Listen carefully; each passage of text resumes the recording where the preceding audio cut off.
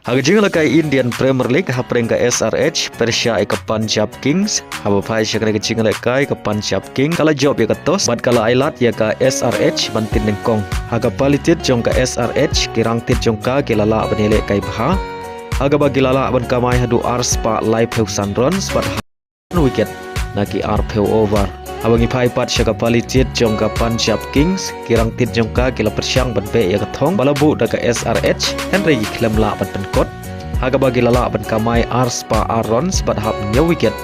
naki arpeu over bad ka SRH kat job dan live peu lai runs bad haga ngi jingle kai konoli ulala ban tit hadu shis pa nya runs nak benta ka Punjab Kings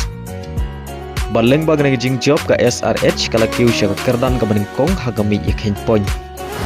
haga jingle kai Indian Super League hapreng ka Punjab FC Persia ka Chennaiyan haga ngi jingle kai ka kenhunele kai Ricky ka Punjab kala khor ka nam job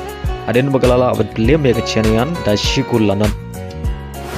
haga jingle kai CONMEBOL Sudamericana hapreng ka Recolita Persia ka Santos FC haba phai shaka ngi jingle kai baro artli kenhun ki khai ta marshigul hadu bukut ka jingle kai badia ka shigul jong Santos le yoban thap lengbau Neymar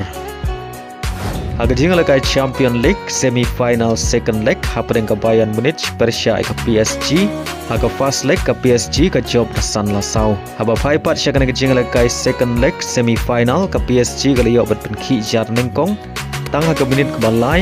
lengbau Dembele badai lembaga ka shigul hadu bukut ka kela step ka PSG katam da shigul lanan haba sedang ka kela min ka jingle kai ka nek kumju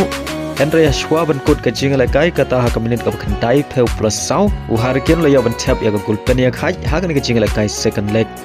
baradu bukut ka jingle kai second leg baro artli ken hun ki ya khai ta marshigul Henry's new book naga benta ka Bayern Munich baga klem la betten ya khai ha ka goal aggregate ha ka baga PSG ka tam ha ka goal aggregate dan riu lasan baleng baga ka jing job ka PSG ka bade ka champions ha ka samoi baladep kala yo biang bandrong sya ka final jong ka Champion League menta ka samoi